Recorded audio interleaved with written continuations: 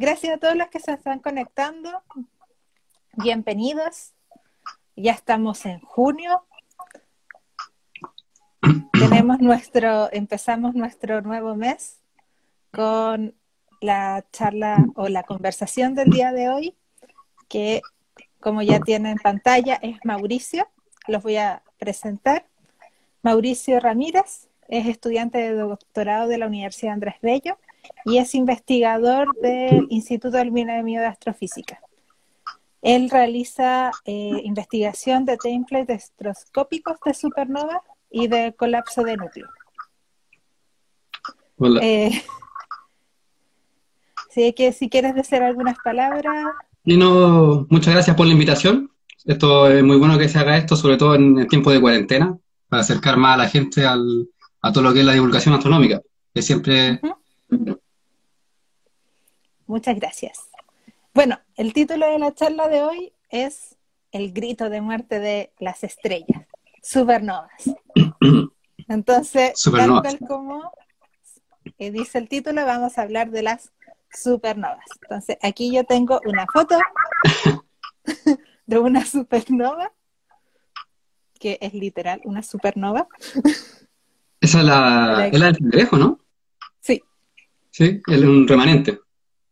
Sí, así es que partimos con la primera pregunta. ¿Qué es una supernova?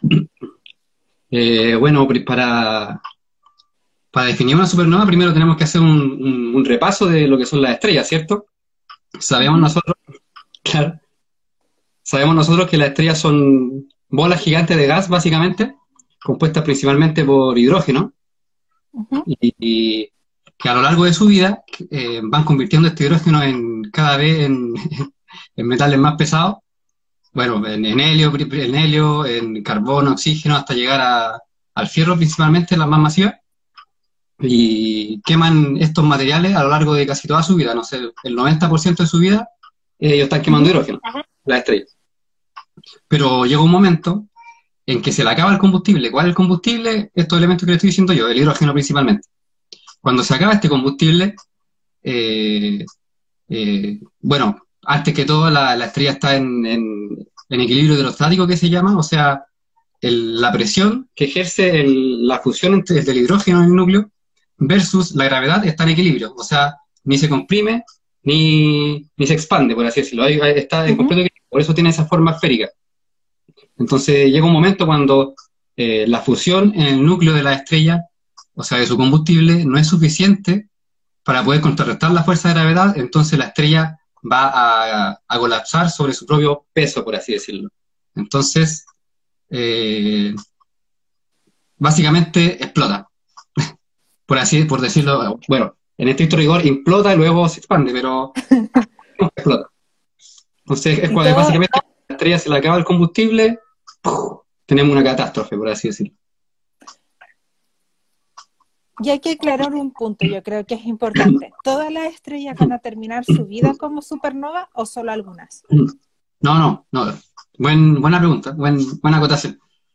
Solamente las más masivas, ¿ya?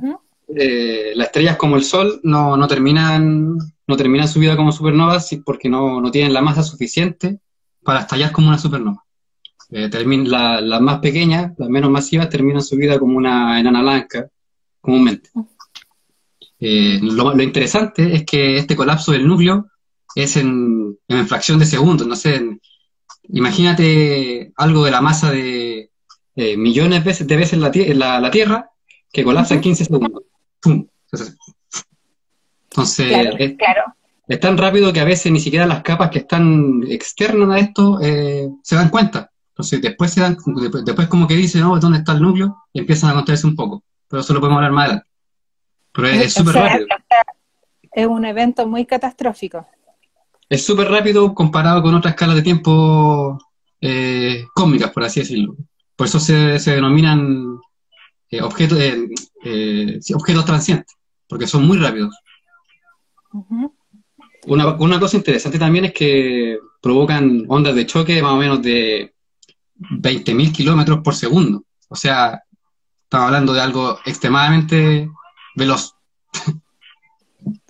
Y básicamente un poco por eso el título el título como tan como llamativo de esta conversación, porque finalmente es literalmente como si la pobre estrella al final de su vida gritara, así como fuera llegar a su muerte por una explosión, que es como su último grito porque en el universo tenemos que recordar que el sonido no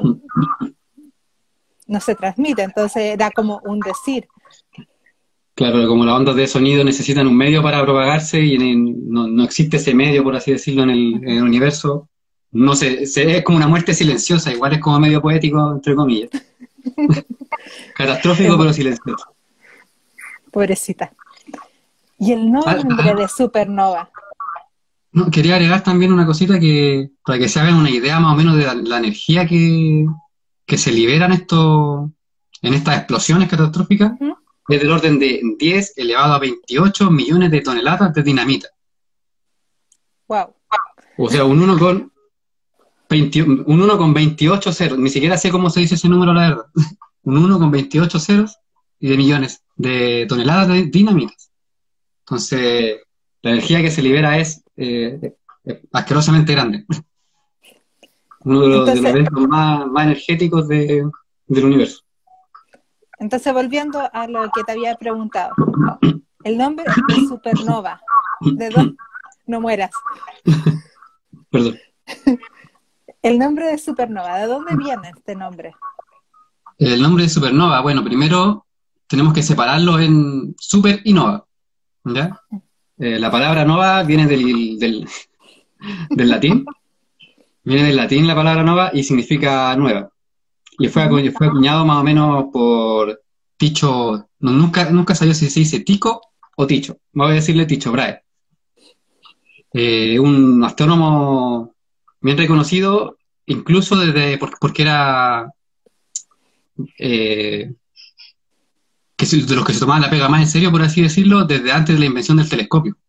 Entonces él estaba convencido de que para poder hacer un estudio completo de las estrellas era necesario ser sistemático y observar prácticamente todas las noches, que hasta ese momento no era así, sino que observaban de repente eventos que le interesaban a la gente, no era una cosa de todos los días. Entonces, Tycho Brahe en esto de andar observando siempre el cielo, descubrió que un día hay una estrella nueva, comparada con, no sé, pues yo miro hoy día y veo el cielo, no veo nada, y veo mañana y aparece una estrella nueva, entonces te causa extrañeza. Entonces él lo documentó, de hecho, y estuvo brillando como por 3 semanas esa nueva estrella, y él la llamó básicamente Nova Stella, de ahí viene el nombre Nova. Pero hay varias documentación al respecto sobre novas anteriores, incluso cerca del siglo XI. Hay documentación sobre los chinos que vieron una estrella, una nova. No hay documentos en Europa sobre eso, no sé por qué la verdad no la vieron, porque debieron haberla visto, pero la que vieron los chinos en el siglo XI brilló alrededor de 4 veces lo que brilla Venus hoy en día. Incluso se podría haber visto de día. Y brilló lucidamente por unas 3 semanas. Entonces, no es un evento que sea de ahora, por así decirlo, ha ocurrido desde siempre y lo han observado varias veces a lo largo de la historia. De hecho, la nebulosa que mostraste tú, la del Cangrejo, es un remanente de supernova y es el remanente de la supernova que observaron, se cree que es el remanente de la supernova que observaron los chinos en el siglo XI. Sí, me encanta esta imagen y la voy a mostrar muchas veces porque me encanta. Bonita imagen, salen bonitas cosas de los remanentes de la supernova. No, y aparte de que me encanta que tenga capita. Claro, supernova, como su prueba de palabras. Pero sí, Tycho Brahe más o menos como que acuñó el término nova y bueno, el super viene de... Hay que ponerse ya hablar un poquito de historia sobre la discusión que tenía antes Fermi y Curtis. No sé si recuerdas todo eso, que más o menos hace el como gran un siglo debate.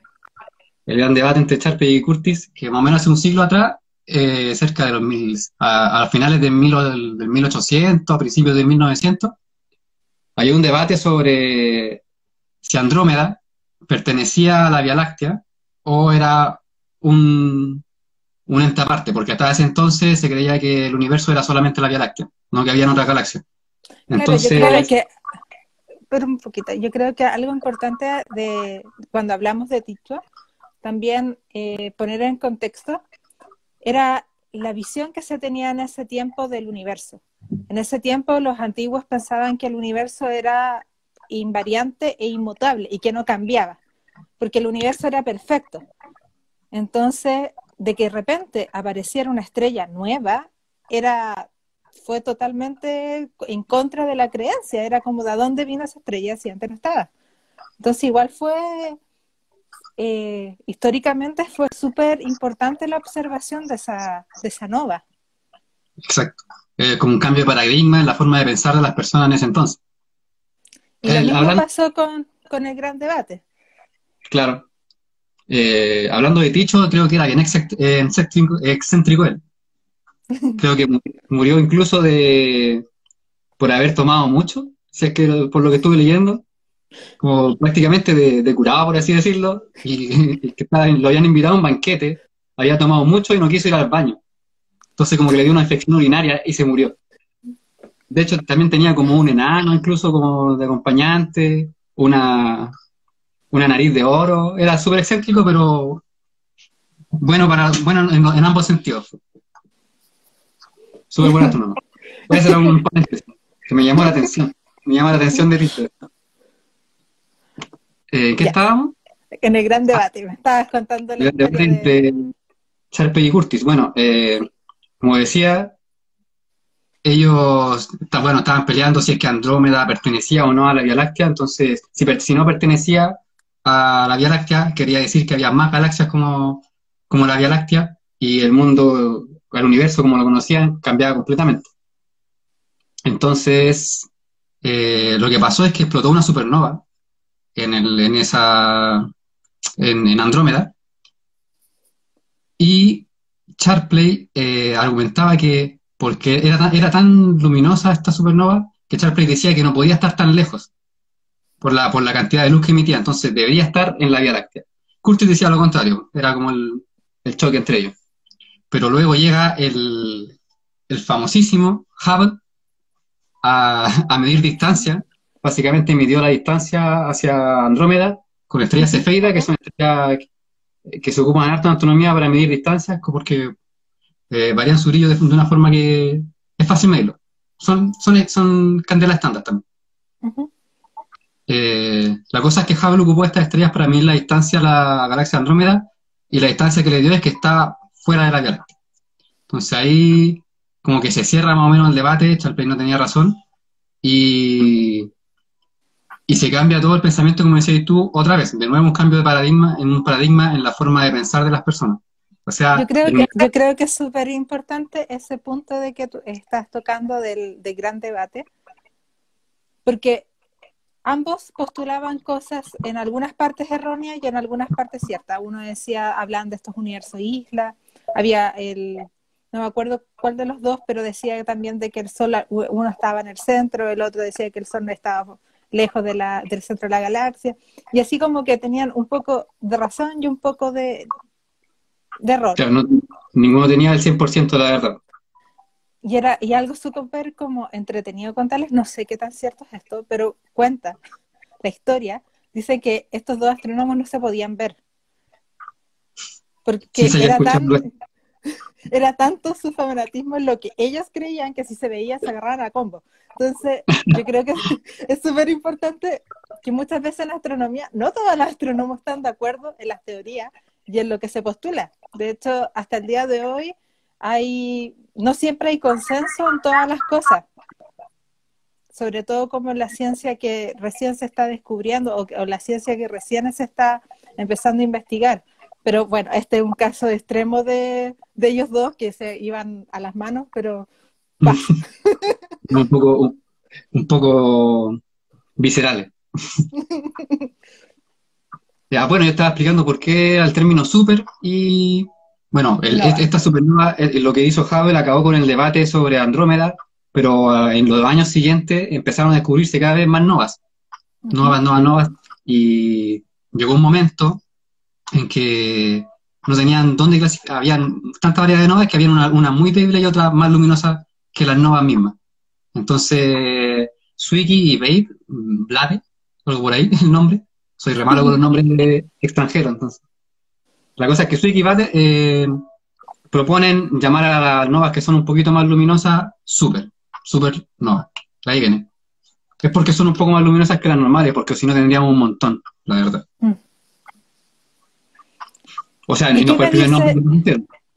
y O qué sea, me tuvieron dices de la última, de las supernovas de nuestra propia galaxia?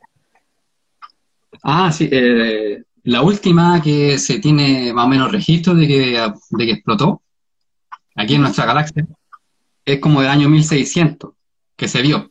Pero creo que hay ujú. una que no se vio, que fue como en el 1680. Pero esa, como no se vio, solamente se especula a través de los remanentes que se pueden ver en la dirección. Claro, Eh, la, se- la supernova que tú estás comentando es la de 1604, que es también la supernova de Kepler. sí, esa misma, esa es la última que se Es tiene, que la se vio. última, claro, que se vio. Y ahí Sí, entonces han explotado finalmente estrellas en nuestra propia galaxia, pero desde 1604 que no pasa nada. que no vemos nada. No, y se calcula más o menos que explota una supernova por segundo en el universo. O sea, explotan a cada rato, pero en la Vía Láctea debería por lo menos explotar dos cada siglo. Entonces hay como que nos debe un par de supernovas la Vía Láctea. Puede ser que no la hayamos visto porque estaba justo en una posición que no nos favorecía, pero todavía estamos esperando que nos regale algún espectáculo. Sería interesante, la verdad, ver alguna Súper. supernova porque incluso podría verse de día si es que es muy cercana.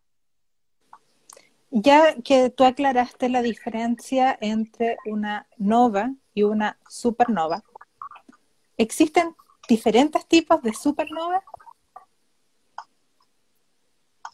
Sí, se pueden clasificar en termonucleares y de colapso gravitacional, Ujú. o en distintos tipos según su clasificación espectral, pero las dos grandes ramas son termonucleares y colapso gravitacional. Ya. Yo estudio, de hecho, Detengámonos justo ahí. ¿sí? Quiero que me expliques qué es una supernova termonuclear o la de core collapse. ¿Cuál prefieres? Te puedo explicar las dos, la verdad. Partamos con la core collapse, ¿Ya? que son las que más me gustan a mí. Bueno, la supernova de colapso de núcleo, core collapse, que están en como se dice en inglés, son las supernovas que explotan por estrellas más masivas de a partir de 8 masas solares, o sea, 8 veces la masa del Sol. Ujú. Y nosotros sabemos que una estrella, como les dije al principio, quema hidrógeno en el núcleo, lo transforma en helio, y cuando se le acaba todo el hidrógeno para transformar en helio, pasa a otra etapa, que sale de la secuencia principal, como le llaman los astrónomos, se convierte en una gigante roja, porque ya no está en equilibrio, ya no, esa fuerza que teníamos a un comienzo que nos daba la fusión del hidrógeno, se pierde, porque ya no estoy fusionando, entonces empieza ese equilibrio termodinámico que había en un comienzo se pierde, entonces empieza a expandirse, ¿ya? Ujú. La capa externa se expande. Eh, bueno, después de hacer eso un buen par de veces, que se expande, pues, después luego se comprime, el núcleo se comprime, entonces sabemos que cuando uno comprime un gas se calienta, entonces llega a una temperatura tal que puede quemar ahora el helio que tenía en el núcleo y transformarlo en carbón, oxígeno y así sucesivamente, hasta el fierro, si la estrella es lo suficientemente masiva como para las core collapse. Y cuando llega al hierro, perdón, estoy acostumbrado a fierro-hierro. Si digo fierro, usted es el hierro de la tabla periódica. Eh, Cuando llega el hierro ocurre un problema porque el hierro es un poco estable, entonces no dona energía cuando este se fusiona, entonces pierde el equilibrio de la estrella. Entonces, al perder el equilibrio de la estrella nuevamente, va a colapsar, como le dije en un comienzo, y empiezan a colapsar el colapso del núcleo. Ujú. Una vez que empieza el colapso del núcleo, cuando empieza ya más o menos, se puede decir que empieza la supernova. La, empieza puramente a ganar la presión de los electrones, la que mantiene el núcleo básicamente, la presión de degeneración de los electrones, porque a los electrones no les gusta estar todos juntos. Entonces, si bien ya no está quemando hidrógeno, claro, no está quemando hidrógeno, no está quemando helio, no está quemando carbono ni fierro, lo que mantiene la forma de la estrella del núcleo ahora es la presión de degeneración de los electrones, ¿cierto? Ujú. Bueno, colapsa el núcleo tan rápido, las capas más cerca del núcleo sienten este colapso, pero no inmediatamente, porque es muy rápido el colapso del núcleo, alrededor de 15 segundos, o un poco menos también en algunos casos. Y no sé si me ven, se colapsa el núcleo, entonces las capas más externas también se empiezan a colapsar, pero un poquito como desfasado, por así decirlo, y se encuentran con este núcleo luego, colapsado, y rebotan, y se produce una onda de choque. ¡Pum! Y ahí empieza la expansión, por así decirlo, y empiezan a liberar una cantidad de energía muy grande. Incluso se liberan neutrinos, eh, y un 1% de la energía, el neutrino es una partícula muy energética, que incluso el 1% de la energía del neutrino sirve para darle mucha velocidad a estas capitas que están expandiéndose. Quizás también es interesante mencionar sobre los elementos químicos que se forman durante la explosión. Claro, o sea, el colapso gravitatorio, la supernova de colapso gravitatorio, tienen algo que se llama proceso R, que al momento de explotar esta, genera todos los elementos que no se pudieron formar hasta el fierro, empieza a generar todos los elementos más pesados de la tabla periódica. O sea, no todos, porque hay elementos incluso que hicieron las personas, pero se generan mucho más elementos, no sé, el oro, por así decirlo, y todo eso del fierro para adelante se generan en supernova. Entonces, bien interesante porque quizás sin esta supernova y cómo contaminan el medio interestelar, o sea, el medio entre estrellas, no podríamos haber existido nosotros, ni los planetas que son de cosas más pesadas, Ujú. no son Mira, de puro gas y hierro. Mira, aquí tenemos una pregunta de Chelo Gajardo que nos pregunta, ¿afecta la exposición de una nova a nosotros, la explosión, perdón, de una nova a nosotros? Se refiere a la radiación. O sea, si está lo suficientemente cerca, si yo quito el Sol y pongo una estrella lo suficientemente masiva y exploto como una supernova, claramente estamos fritos, ¿cierto? Saldríamos volando o nos desintegramos de inmediato. Pero tengo entendido que no hay ninguna estrella suficientemente cerca que vaya a explotar como una supernova y nos vaya a afectar a nosotros. A lo más, si está lo suficientemente cerca, creo que puede afectar la capa de ozono, que eso igual es un problema, pero por el momento no hay peligro, así que estén tranquilos. Y, y ahora tú mencionaste, cuando estábamos viendo en cómo se pueden clasificar las supernovas, mencionaste las core collapse, que ya nos explicaste cómo es su mecanismo de explosión, y por otro lado hablaste de las de termonucleares. Hablemos de ellas, que a Ya, mí sí, son mis favoritas. a mí no. La- las supernovas termonucleares se dan básicamente en sistemas binarios. Ujú. Cuando tengo dos estrellitas, sistemas binarios son dos estrellitas que están orbitando. Incluso se puede dar en sistemas triples, pero después puedo explicarle cómo. Pero en sistemas binarios, básicamente es que tengo dos estrellas que no son iguales, por lo tanto son de distinta masa. Puede darse el caso que sean iguales, pero la probabilidad no es mucha. Pero por lo general son de masas distintas. Entonces, si son de masas distintas, la que es más masiva va a morir antes. Ujú. Porque como nosotros sabemos, cuando una estrella tiene más masa, quema su hidrógeno más rápido, entonces vive menos. Entonces, estrellas más masivas viven menos. Entonces, si tengo este sistema doble, el sistema binario de dos estrellitas, la que es más masiva va a morir primero, entonces va a empezar a morir primero, entonces va a empezar a inflarse como una gigante roja, como les dije al principio, y va a empezar a interactuar con la compañera, que la están orbitando. Entonces le va a empezar a ceder un poquito de masa, y luego esta masa que le reparten se convierte como en un disco, por así decirlo, alrededor de las dos estrellas, y mientras estas dos van van barriéndolo. En este proceso igual se va perdiendo energía y se van acercando un poco las estrellas binarias. Eh, Luego de un momento, la que murió primero queda como una enana blanca, que eso es como va a morir el Sol, básicamente. El Sol va a morir como una enana blanca, o sea, el núcleo colapsa, se separa el núcleo de las cáscaras más externas, pero no alcanza a explotar como una supernova porque no tiene la masa suficiente, ¿cierto? Ujú. Entonces se queda la enana blanca y las capas más externas forman una nebulosa planetaria que le llaman, que también son objetos bien bonitos. A la gente le gustan esto. Entonces queda esta enana blanca y queda su compañera. Estamos en ese momento. Luego esta compañera también tiene que morir en algún minuto. Entonces luego se empieza a transformar en una gigante roja y llega a cierto límite, que si no me equivoco, el lóbulo de Roche, cuando pasa, que es básicamente el límite que tiene que atravesar la materia para poder interactuar con el campo gravitacional de la enana blanca. ¿Ya? Básicamente, se lo pueden imaginar como que tengo la enana blanca aquí, tengo un campo alrededor que si yo lo atravieso, empiezo a interactuar con él. Entonces, eh, esta gigante roja empieza a donarle materia extra a la enana blanca hasta que alcanza los 1,4 masas solares, que es el límite de Chandrasekhar.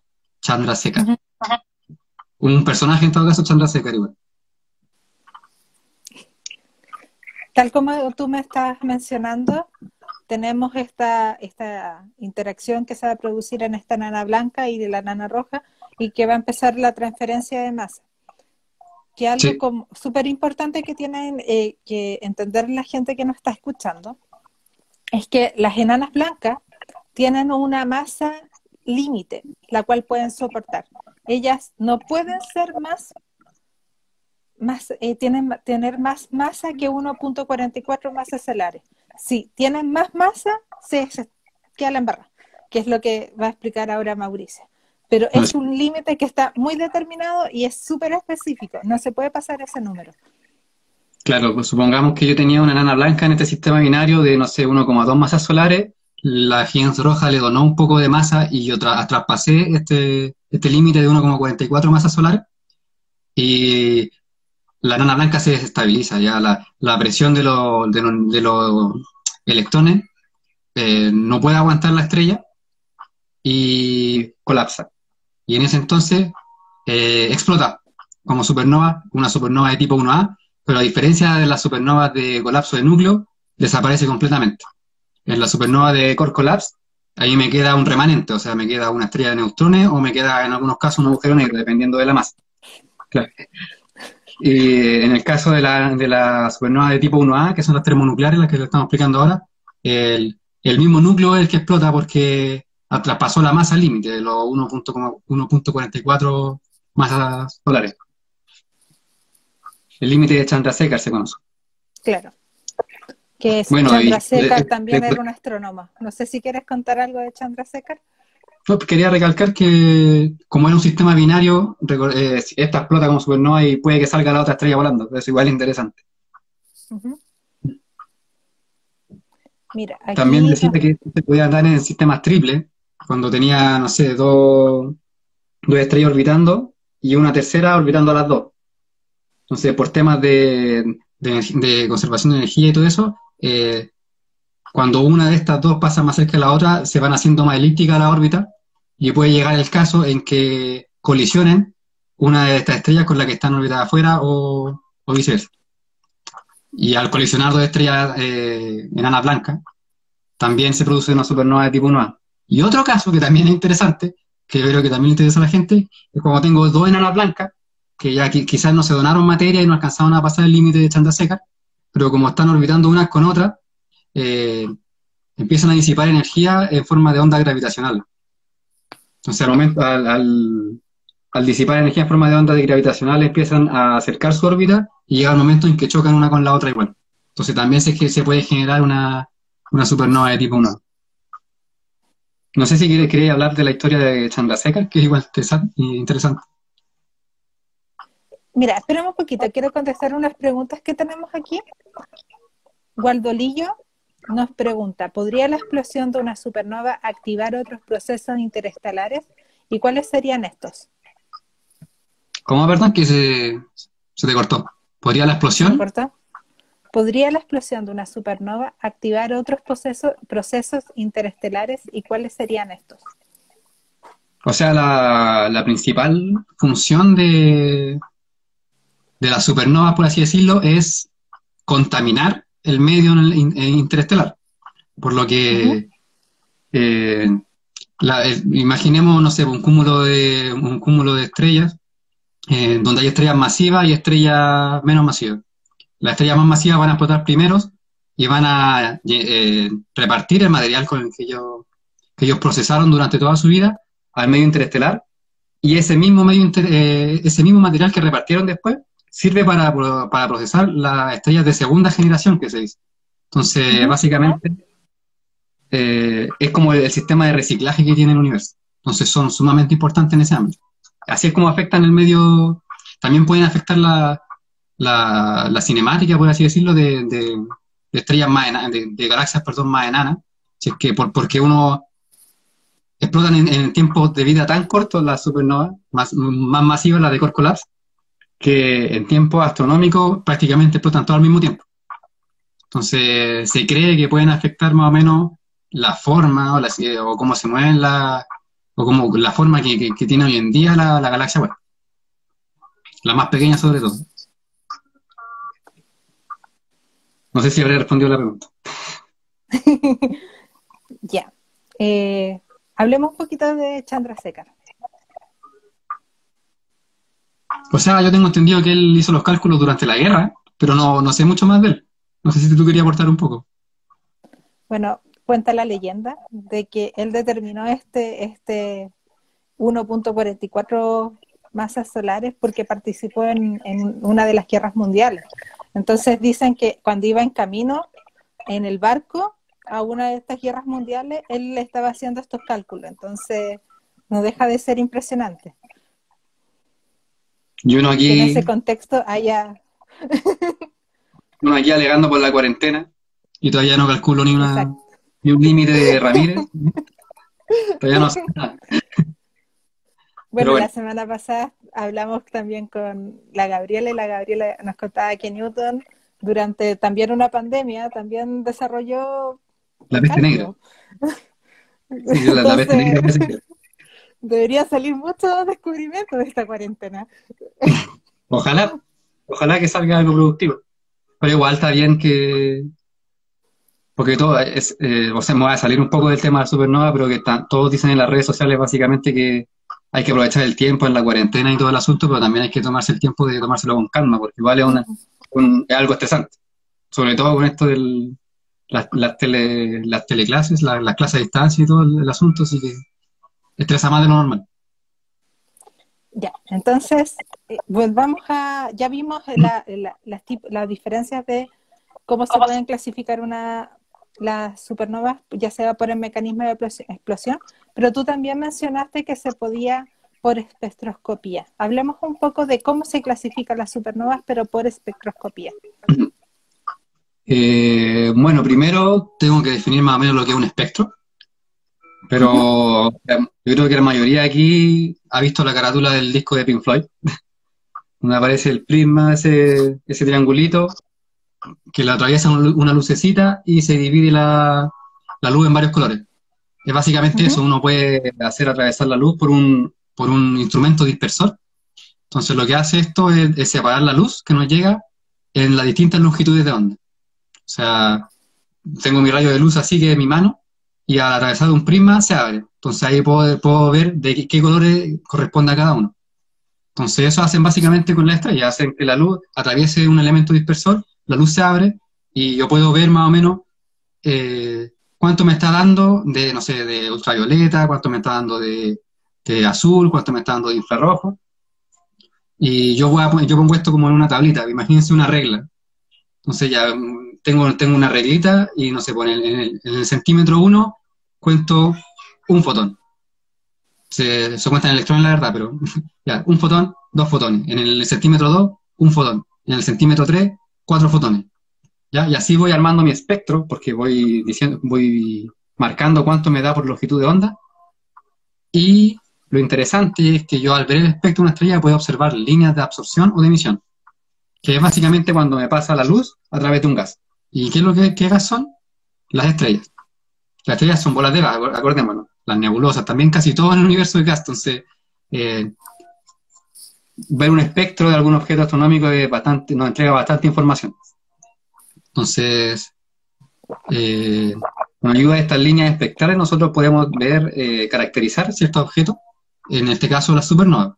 Entonces, si yo tengo, por ejemplo, no sé, yo veo líneas de hidrógeno, la clasifico como una de tipo 2. Si yo no veo líneas de hidrógeno en el espectro, la clasifico como una de tipo 1. Y ahí después, dependiendo, si no sé, pues si veo silicio, si veo algún otro elemento, la voy subclasificando. Pero los dos grandes tipos son tipo 1 y tipo 2, dependiendo si es que hay o no hidrógeno en el espectro. Súper. Mira,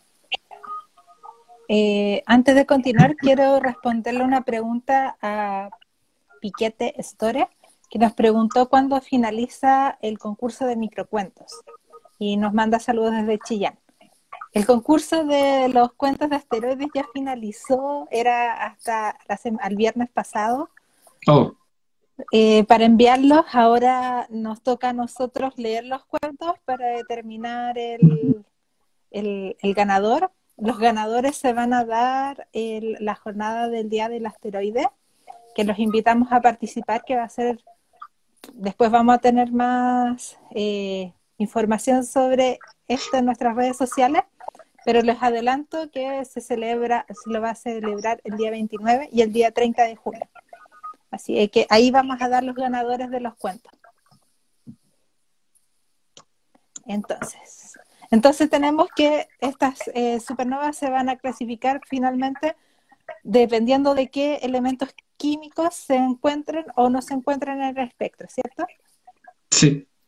Básicamente hay una clasificación espectral. O sea, también se puede a través de su curva de luz, pero ese ya es otro tema. Ya. Y ahora, ¿todas las supernovas brillan igual o no? No. No todas brillan igual, dependiendo, pues, a causa de estos mismos elementos también y la composición, no todas brillan igual. ¿Y cómo sabemos nosotros? Nosotros sabemos eso porque podemos construir algo que se llama curva de luz, que es básicamente ver cómo explota, cómo cambia en el tiempo el brillo de la supernova. Día 1 vale 5, día 3, día 2 vale 6, día 8 vale 20. Entonces uno puede hacer un grafiquito, se hace una curva, y eso me dice cómo cambia el brillo de la supernova en una determinada fecha, en un rango de días, por así decirlo. Uh-huh. Y estas curvas no son todas iguales para todos los tipos de supernova. Por ejemplo, para las supernovas de tipo 1A, también estudiadas, tienen su forma definida, hay algo que se llama delta M15, que lo hizo Reiser en el milenio anterior, el 1900 y algo. Cada tipo de supernova tiene como su propia morfología en curva de luz. No sé, las supernovas de tipo 2 hay un tipo especial que se llama tipo 2P, que hay un plateo, hay un poco más plana que las demás, las de tipo de core collapse quizás son un poco menos brillantes que las de tipo 1, entonces también son diferentes las curvas de luces, no solamente se puede clasificar por su espectro.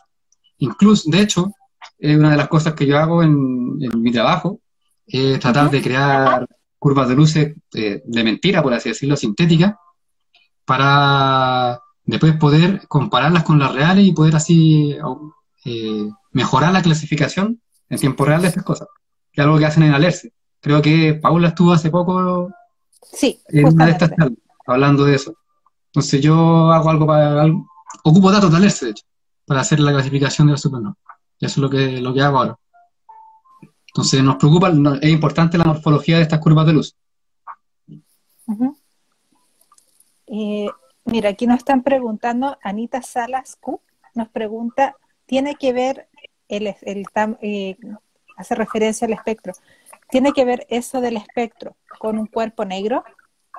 Sí, se asume muchas veces que las estrellas brillan como cuerpo negro, pero no son cuerpos negros, la verdad, pero se puede ajustar un poco, la verdad. un cuerpo negro te relaciona la temperatura con el pic de temperatura con el flujo que hay en longitudes de onda, la verdad. Pero sí, Ujú. Yo había mencionado que me gustan las supernovas 1A, así que quiero que hablemos un poco, ¿por qué son interesantes las supernovas 1A?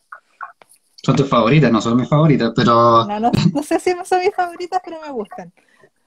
bueno, las supernovas de tipo 1A, como dije yo, tienen varios elementos, han sido bien estudiadas y tienen varios elementos que sirven, como el delta M15, que me dice, es básicamente la diferencia entre el día del máximo, o sea, el pico de la supernova, y el brillo 15 días después. Eso es una relación que está bien definida y me sirve para clasificarla entre más ancha y más delgada, por así decirlo. Supernova más ancha y más delgada. Eh, ¿Por qué son tan importantes las de tipo 1A? Es porque me sirven como estrellas estándares, candelas estándares. ¿Por qué? Porque las de supernova de tipo 1A, al ser casi prácticamente todas del mismo proceso, o sea, de una enana blanca que pasó el límite de Chandrasekhar, explotan más o menos todas parecidas. Su brillo más o menos se mueve en un rango que es más o menos siempre el mismo. Ujú. Entonces, pueden imaginárselo como una ampolleta. Si yo tengo una ampolleta aquí a 1 metro y sé cuánto watts emite, si la pongo a 10 metros, puedo sacar la relación entre las distancias. A qué distancia está, midiendo más o menos el brillo, el flujo de la luz que me está llegando de esa ampolleta.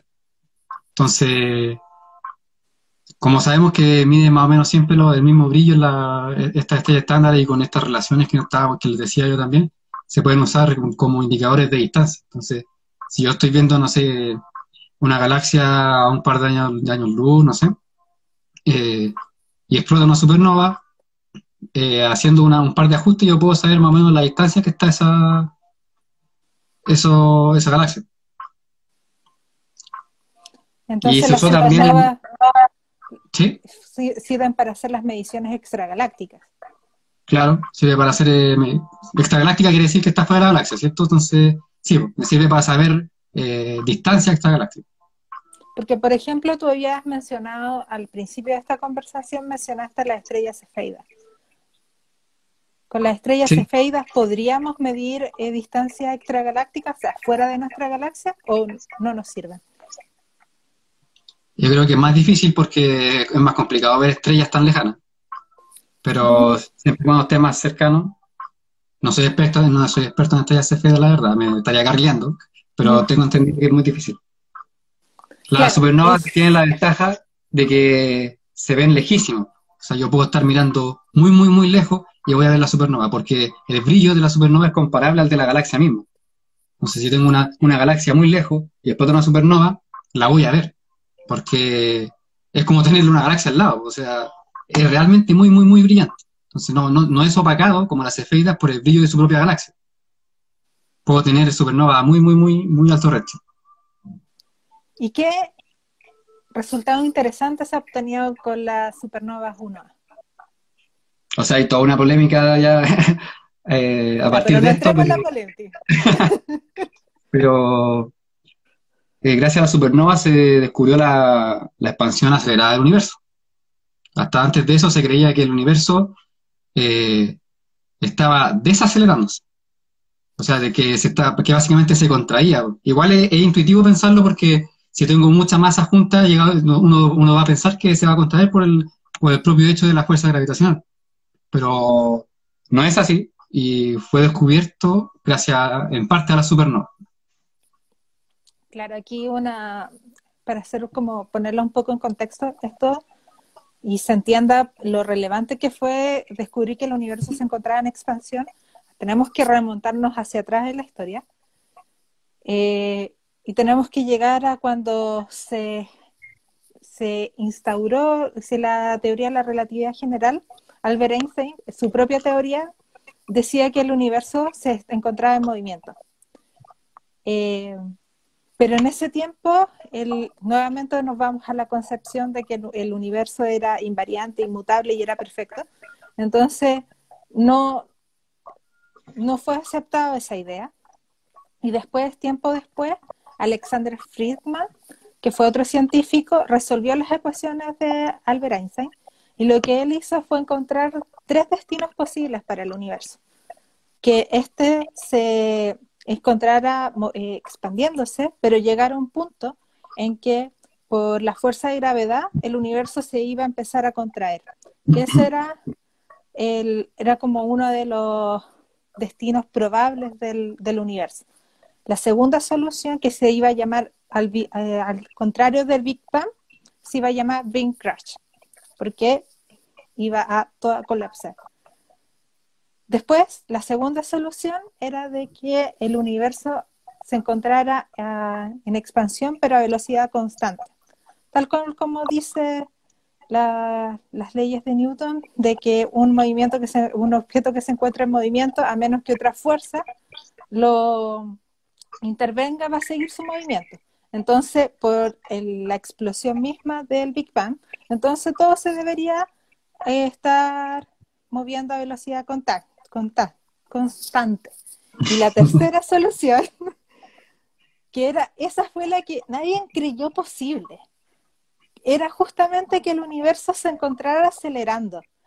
Pero era impensable en ese tiempo de que, ¿por qué el universo se va a acelerar?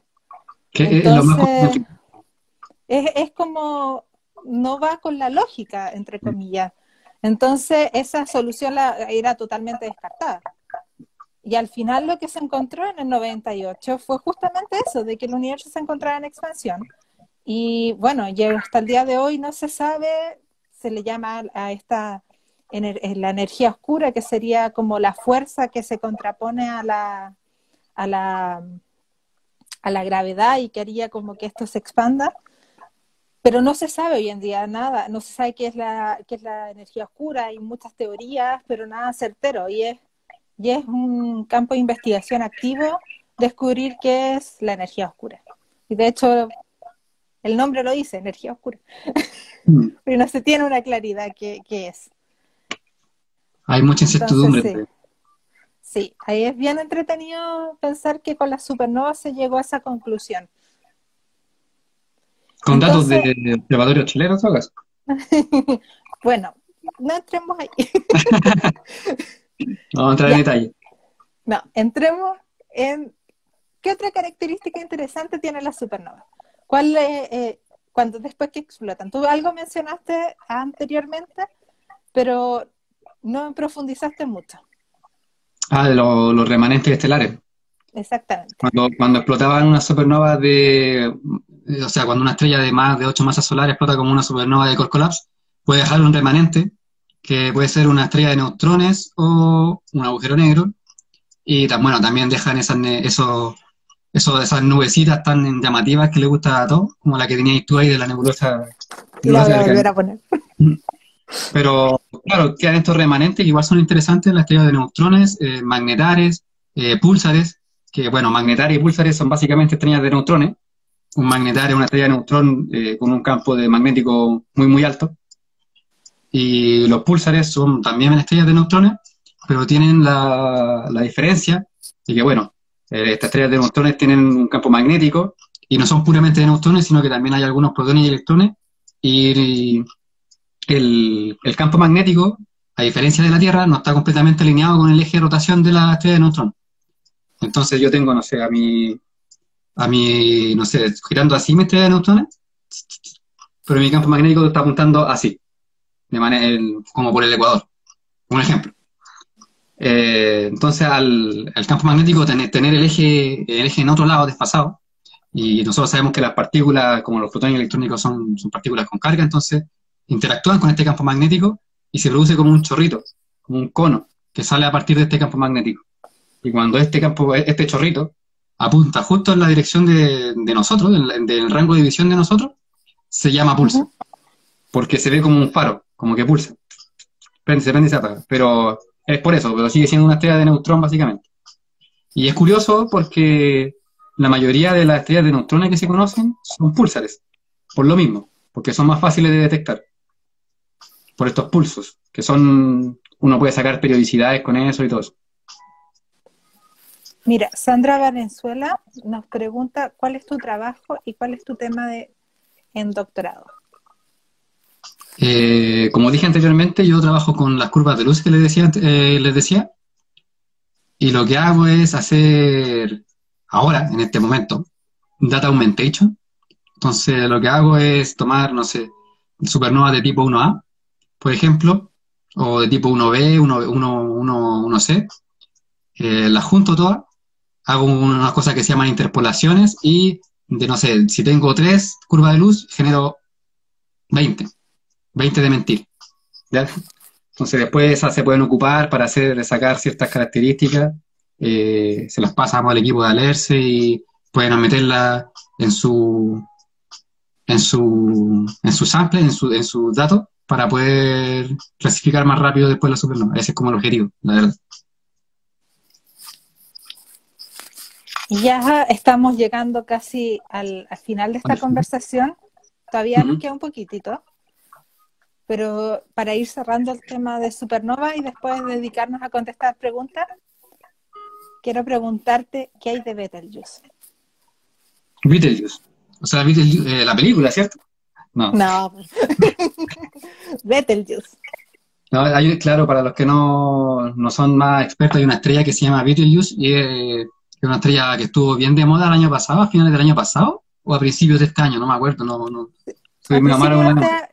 Principio de este año, en diciembre, enero, por ahí más o menos. Sí, más o menos. Y estuvo bien de moda, ¿por qué? Porque hubo como un cambio en su brillo que detectaron los astrónomos y pensaban que iba a explotar como una supernova.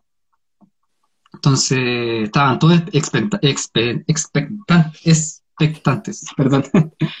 Porque igual es interesante que explote una supernova justo, o sea, si explota una supernova hoy día en la noche, yo puedo morir tranquilo, o sea, me la voy a ver en el cielo.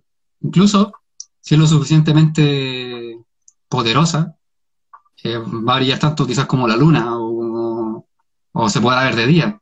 Entonces, es un objeto bastante llamativo que se puede ver a ojo descubierto. Pero, desgraciadamente, o sea, yo no me leí el paper, la verdad, pero tengo entendido que Betelgeuse al final no era que estaba a punto de explotar como supernova, sino que como es una estrella gigante roja, la estrella gigante roja se sabe que de repente eh, expele materia al medio donde están ellos, y este polvo que tiró que se deshizo de él, por así decirlo, quedó orbitando a la estrella, entonces la tapó. Entonces, o sea, se enfrió y la tapó. Y como la tapó, si yo tengo una estrellita y polvo adelante, claramente hay flujo, hay fotones que no me están llegando. Por ende, se va a haber un cambio en su brillo. Y eso unos investigadores, creo que fueron de Estados Unidos, lo que lo hicieron, no estoy seguro. Pero se sabe que ya no es, se perdió más o menos la posibilidad de que explotara como una supernova. Siempre está la posibilidad en todo caso de que se hayan equivocado y de que realmente vaya a explotar, pero no se sabe, no podemos saberlo. Que sería maravillosa, la verdad. Eso es lo que esperaría yo. No es por desearle mal a los colegas, pero sería lo más interesante. Entonces, ya con esto ya terminamos. Voy a revisar si quedaron algunas preguntas por aquí. Claro, ya respondimos lo del tema de los medir distancias. O sea, leí por ahí que dijeron que no era un observatorio chileno, sí, o sea, yo le dije chileno, sí, pero es un observatorio que está en Chile, o sea, observatorios chilenos, no hay como, siempre son colaboraciones, colaboraciones internacionales los observatorios y se ponen en Chile con un acuerdo entre países y la colaboración. Pero tenemos la ventaja que al estar en Chile igual tenemos como asegurado una parte del tiempo de observación. Claro, yo creo que es interesante como aclarar eso de que todos los observatorios que están aquí en Chile, ninguno pertenece realmente a Chile, son de consorcios internacionales. Bueno, la última fecha de junio, que sería el jueves 25, vamos a estar hablando de telescopio. Así que ahí podemos entrar como en más detalle. Mira, Anita Salas de nuevo nos está preguntando si una gigante roja, en este caso como Betelgeuse, debe disminuir su brillo antes de explotar. Se cree que sí, es que una explosión de supernova primero implota. Entonces, como implota, el colapso primero ocurre el colapso del núcleo, se achica, después las capas más externas que están más cerca de este núcleo lo sienten después la contracción, las capas más externas no la sienten. Entonces primero la estrella implota, se produce esta onda de choque, porque el material de las capitas choca con el núcleo, ¿no? Porque como dijimos, no está la presión de degeneración de los neutrones, entonces no aguanta más material, básicamente. Entonces choca y se devuelve. Entonces por eso hay como una implosión primero y luego una explosión. Gracias. Veamos si tenemos más preguntas por aquí. Bueno, no sé si tú sabes la respuesta, porque no es tu tema, pero en una de esas quizás sepas la respuesta, que dice Nacho Tiznado, nos pregunta: los pulsares son los objetos más lejanos los más lejanos. Y nos queda un minuto para terminar. No, la verdad no es mi tema, pero creo que sí se vende a grandes distancias por lo mismo. Por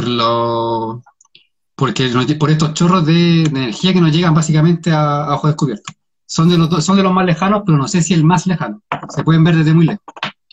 Pero creo que hay objetos mucho más energéticos, como los FRB, Fast Radio Burst y todas esas cosas. Fast Gamma Burst también. O sea, chorros de rayos gamma, los AGN también. Entonces, no sé si son los más lejanos, pero son de los más lejanos.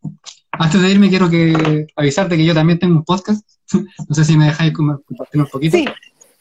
Yo tengo un podcast llamado Micro lo Macro en Spotify. Entonces, por si quieren escucharlo, los invito a todos a escuchar el podcast. Ustedes ponen solamente de los micro a los macro.